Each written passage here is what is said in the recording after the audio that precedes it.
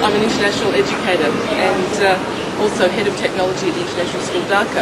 Here I am in Bangladesh. This is our 4th year. My family and I have been here teaching in Bangladesh. This is the street that we live. It's called Road 5, Baradara. I'd like to start my presentation by sharing some ideas with you about learning and about international education. In the words of David Warlick, 21st century learning. We learn by teaching each other.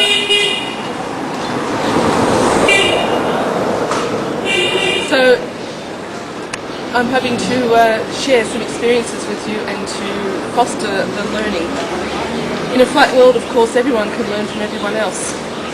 And we can learn to appreciate the differences and to find common ground in our own learning and our own sharing. Let me tell you a little bit about Bangladesh. Bangladesh was formerly known as East Pakistan. It was gained independence from West Pakistan during the Liberation War in 1971. It's a land that is on a delta plain. It's very flat. It has about 140 million people, and it's surrounded by India and Myanmar. I'm going to hop on the switch. And go for a ride in a minute. This is one of the common modes of transport here in Dhaka in Bangladesh. I'm wearing a shalwar kameez. The shalwar is the dress, the kameez are the loose pants, and this is a dupatta, a scarf that people wear, and it's very comfortable stuff that we have to wear. So welcome to my presentation, welcome to my international teaching world, and I look forward to presenting the rest of my presentation when I get back into my desk. Let me grab the light on the table.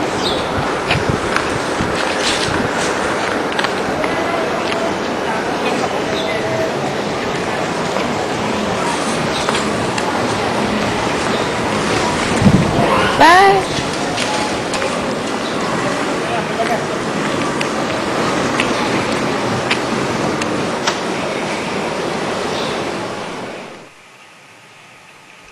Hello once again.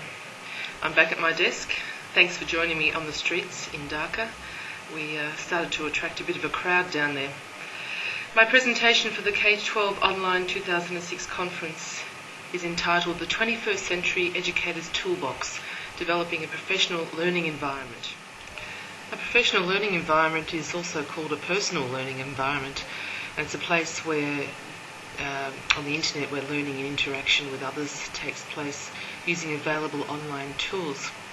My motivation for presenting this particular topic for the conference is part of my own process at the moment, getting together my digital portfolio and pulling together all of the online tools that I use for interaction and collaboration in my classroom and with other educators at various times during the average working week. I believe it's important to document our process or our journey of learning, both professionally and personally.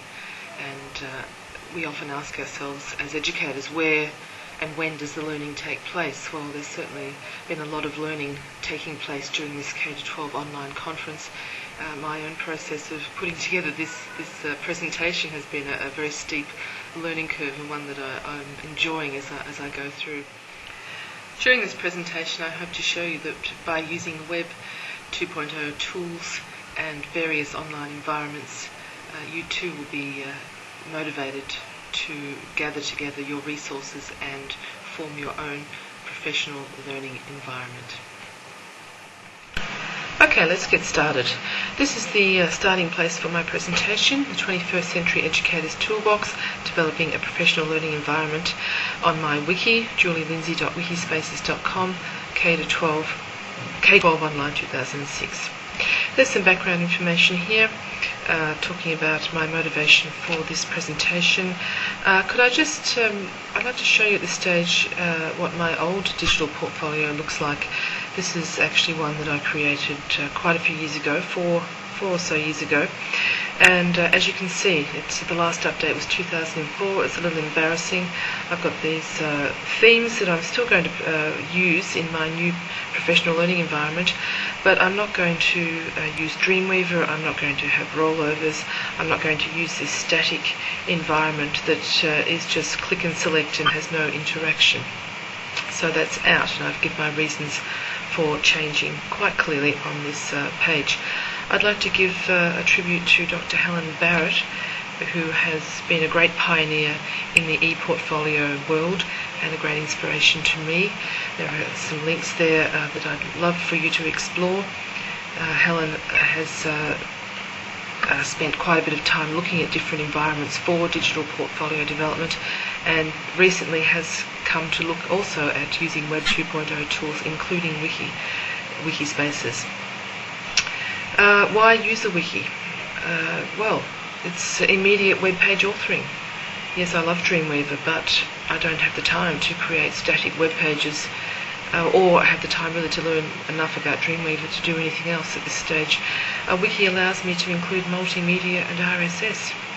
And there are many other reasons, and there are other resources there.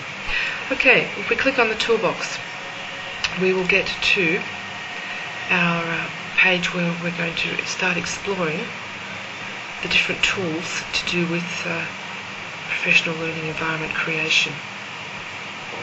I've created a diagram here just to have something visual in front of us. Digital Portfolio Wiki is the centre of the learning environment, and coming from that, of course, we have professional blogs, classroom blogs. We have online social networking tools for sharing images, bookmarks, etc. We have Web 2.0 productivity tools such as Protopage, Glyphy, Google Docs and spreadsheets, Bloglines, Page Flakes are some that I use. We have other educational wikis. Now, why just have one wiki? There are a number of reasons to extend that and have a variety of wikis for different purposes, or be a member of other people's wikis.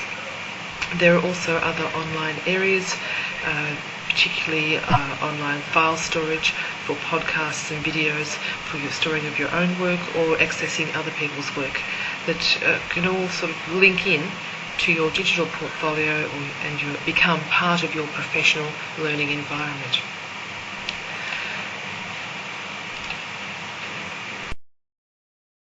With Web 2.0 tools, creating your own wiki.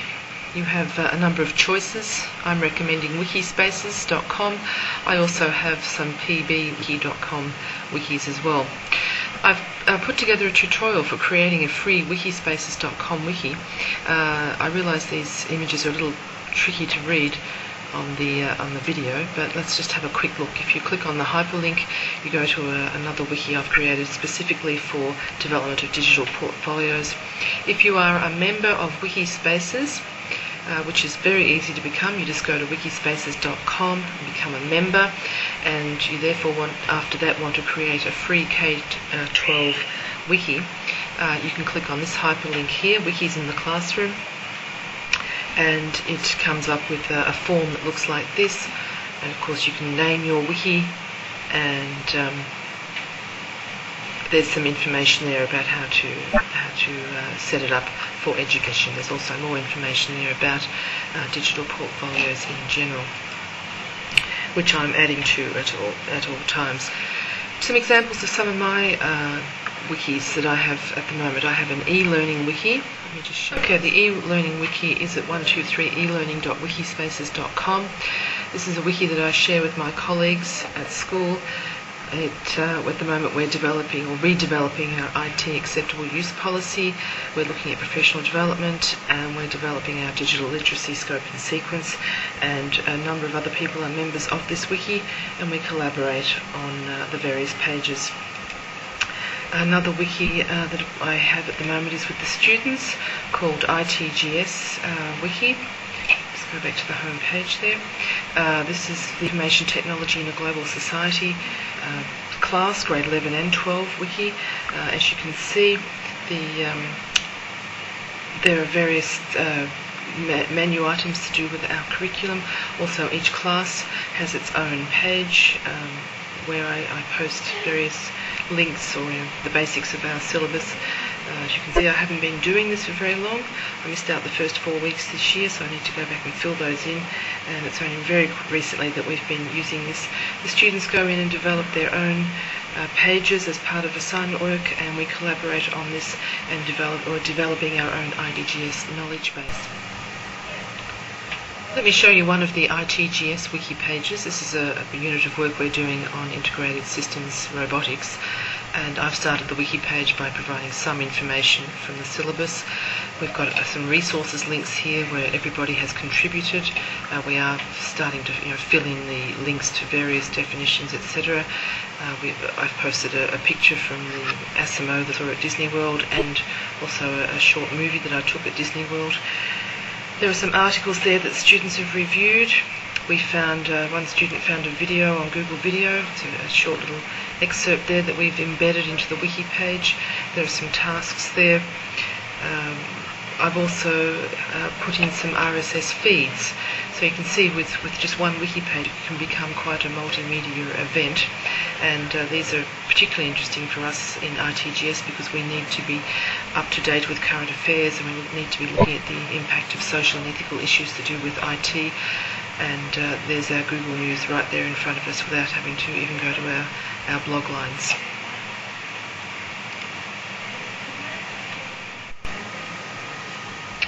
Another really good free wiki resource is PB Wiki, or Peanut Butter Wiki.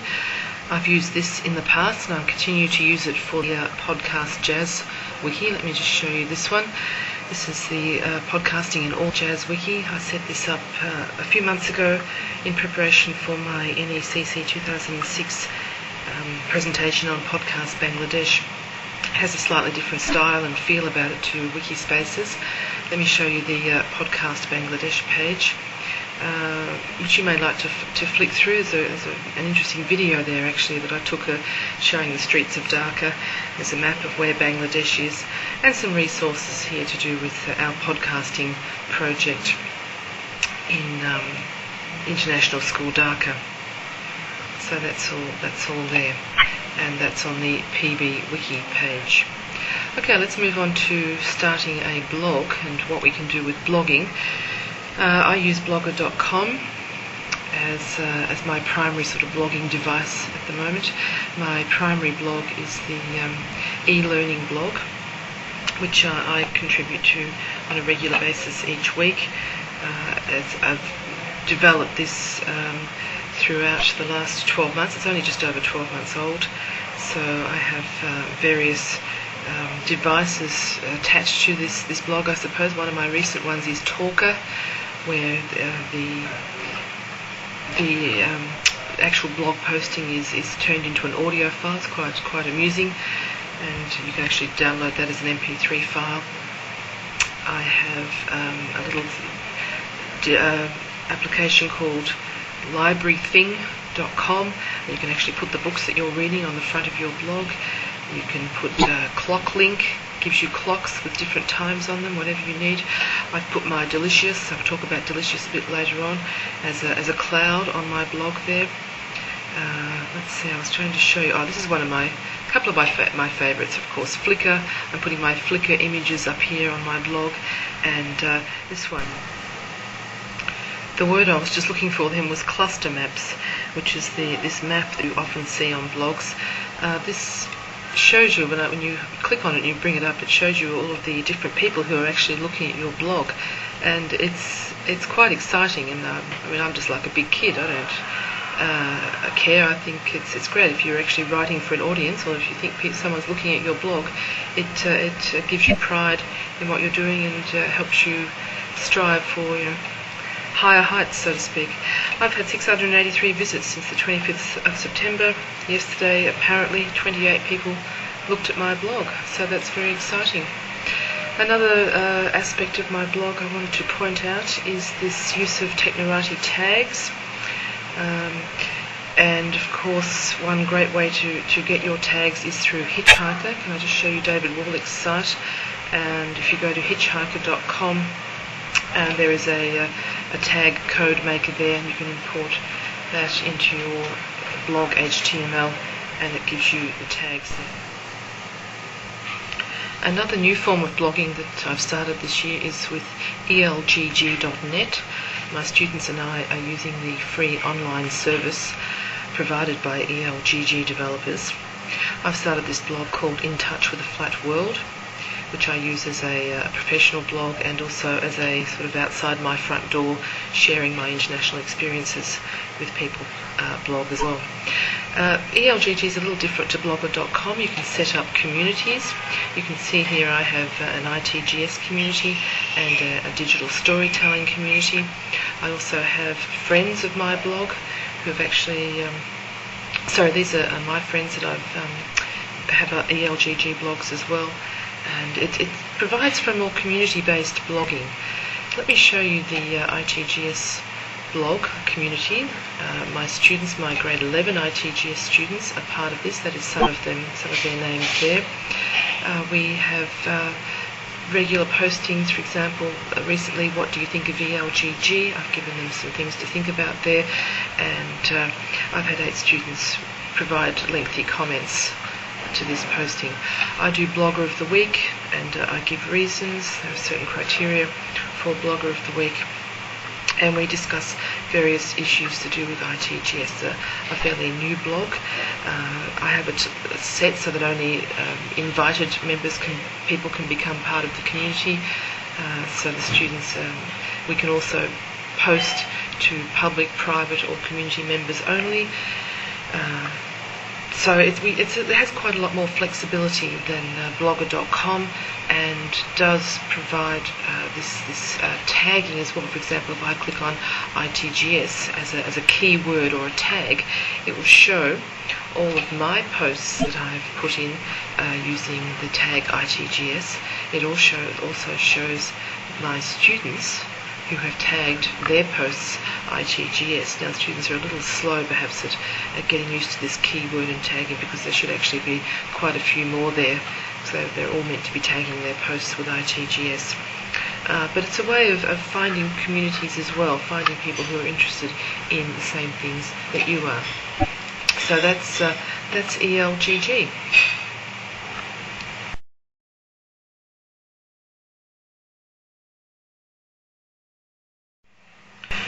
In fact, there are so many Web 2.0 tools that I use on a regular basis. I think this actual presentation is getting a little long.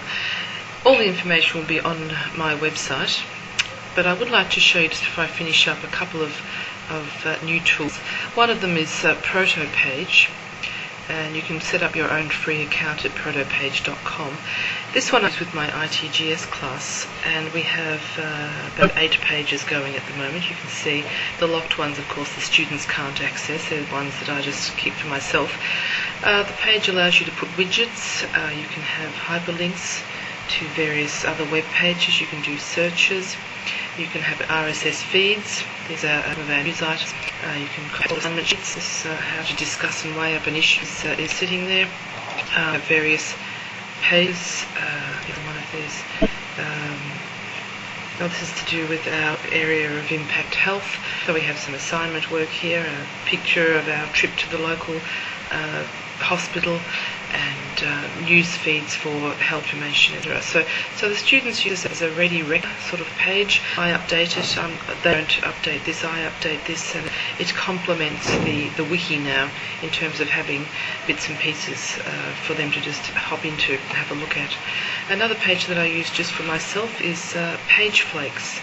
And this one, once again, is a free subscription. I've got my Flickr photos hyperlinking in there.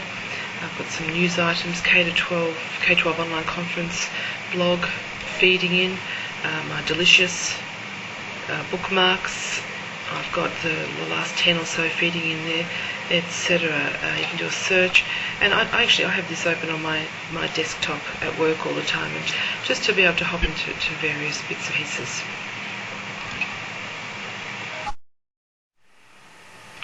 Well, thanks for joining me. I've really enjoyed being part of the K-12 online conference, and I really enjoyed putting together this presentation, and I do encourage you to consider developing your own professional learning environment.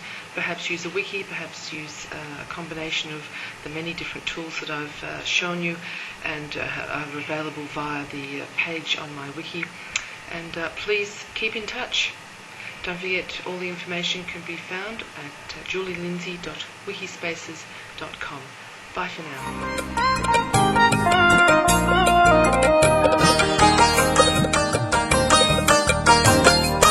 অন্তরে থাকে পদ্ম গোলাপ করতে করতে আঁকছি মুখ ঘুরতেছিলাম রঙের মেলায় অপূর্ব সেই তোমার চোখ অমন পলক ফেলতে তো কেউ পারে না অমন পলক ফেলতে তো কেউ পারে না তোমার বাড়ির রঙের মেলায় দেখেছিলাম বায়োস্কোপ বায়োস্কোপের নেশায় আমায় ছাড়ে না বায়োস্কোপের নেশায় আমায় ছাড়ে না